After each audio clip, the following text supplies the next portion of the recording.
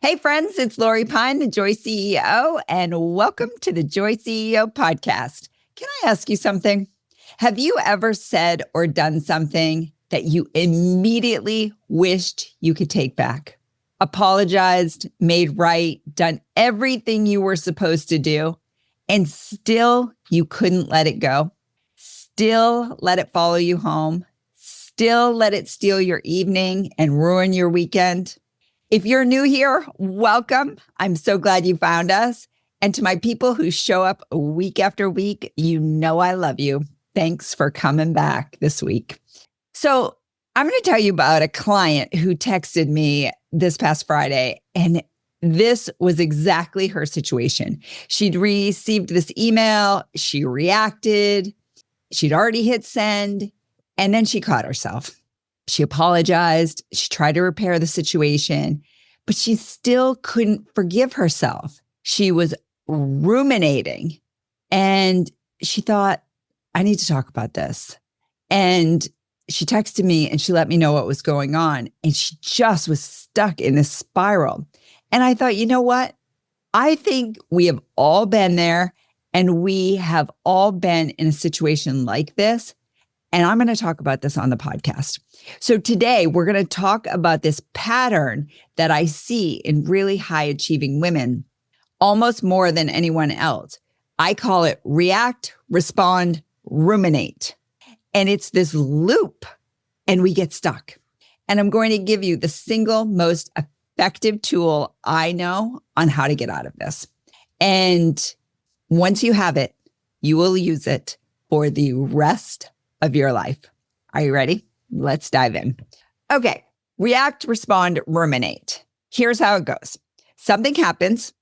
You're stressed. You're in your mode, and a stressful moment, a difficult situation, a conversation, a deadline, a provocation comes about, and you react. Maybe you send an email you shouldn't have sent. Maybe you say something in a meeting that you wish you could take back. Maybe you make a call and it turns out it wasn't the right call. You made a poor decision, or at least it feels that way in the moment. The reaction happens. It's human. We are human, but it's done. And then you respond. You catch yourself, you reach out, you apologize, you try to make it right. You do the work of repair, because that's just who you are.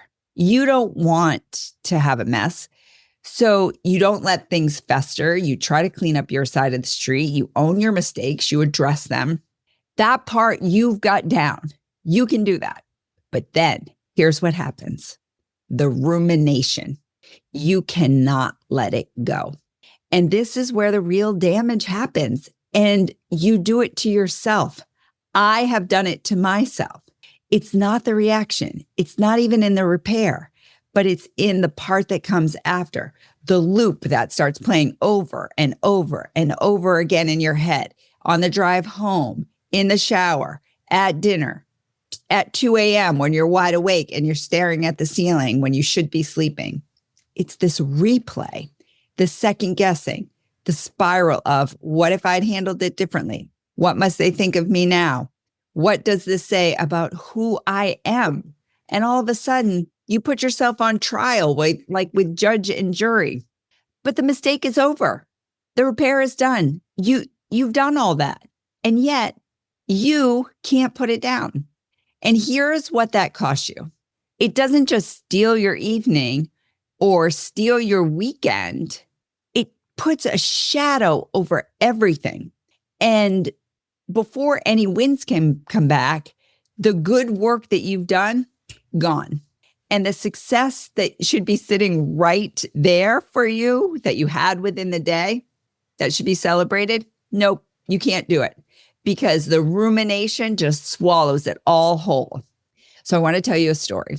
I was running a big trade show in 2012, and it was a massive production. It took months and months and months to plan. I was just one of many people. My boss was involved. His boss was involved. It was a master production in execution, and it had gone beautifully. It was such a huge success. every metric, every customer, every experience that people had with our brands, and everybody who came into our periphery throughout the 3-day event complimented us, gave us such high praise. And I mean, we couldn't have asked for it to be better. And on the third day, we were to be there until noon. And that morning, my boss left, his boss left, 3/4 of the trade show left. It was a ghost town, and a blizzard was coming in. And so it was about 10 a.m. We had 2 hours left to go, and the snow was piling up. We had workers that were just waiting to take down all of the equipment, dismantle the entire setup, get it loaded into the white box trucks, and get out of New York City. And I was really afraid that we were going to start to get into some dangerous weather, some slippery road conditions, and really put people in a precarious situation. And so I called my boss, no answer. I called his boss, no answer. So I made the call. We're going to dismantle. We're going to start to take everything down. And because the safety of my people mattered more than anything else, I really felt like it was the right call.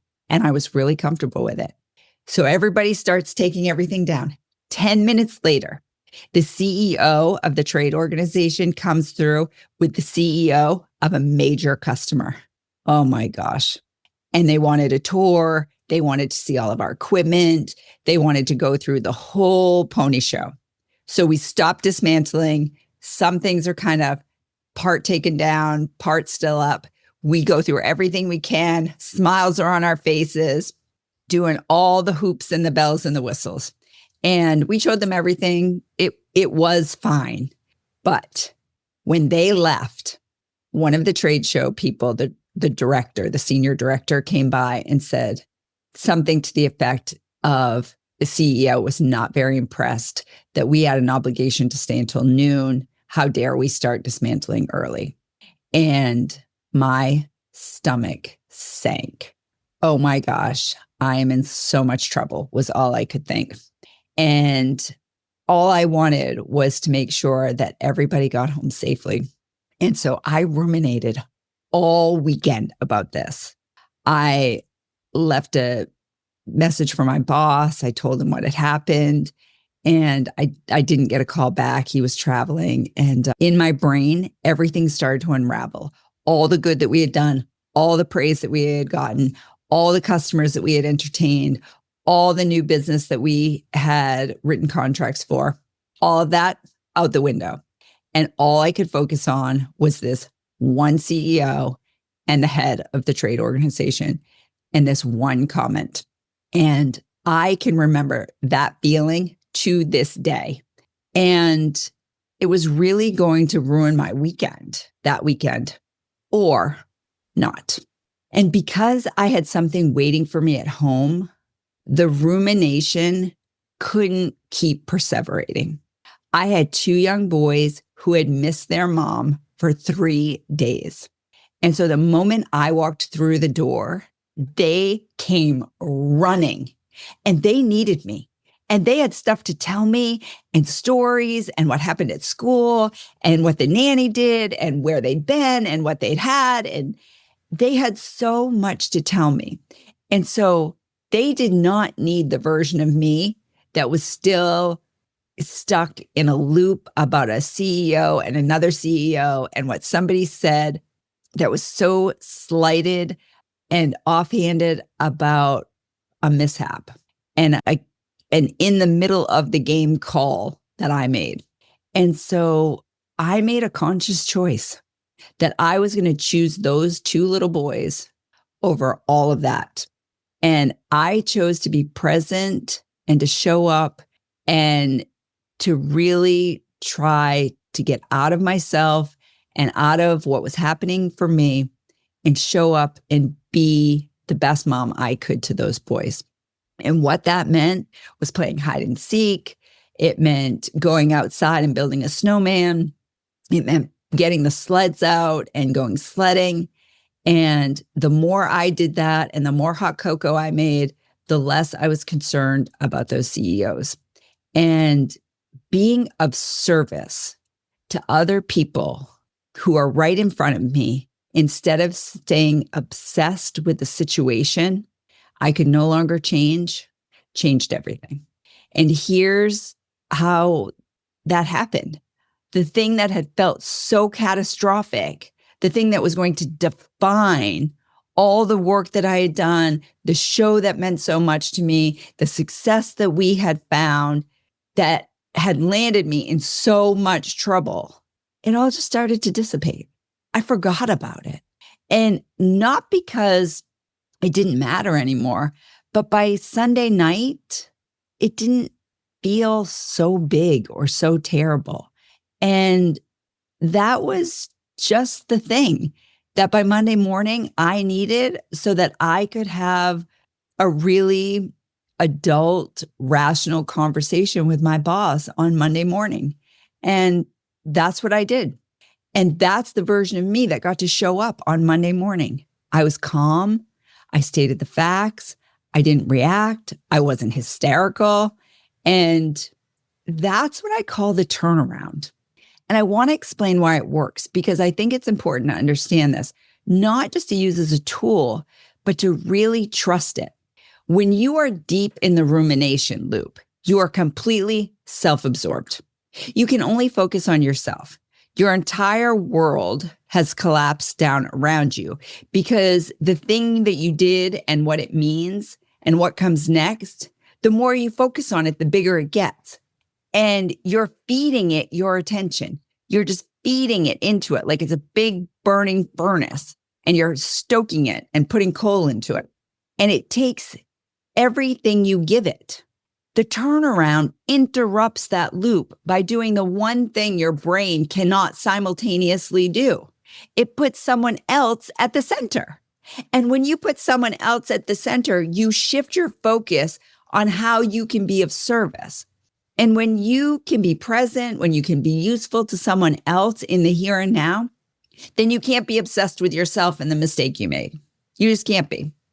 And that neurological impossibility allows you to show up and be fully present for somebody else and get out of your own spiral.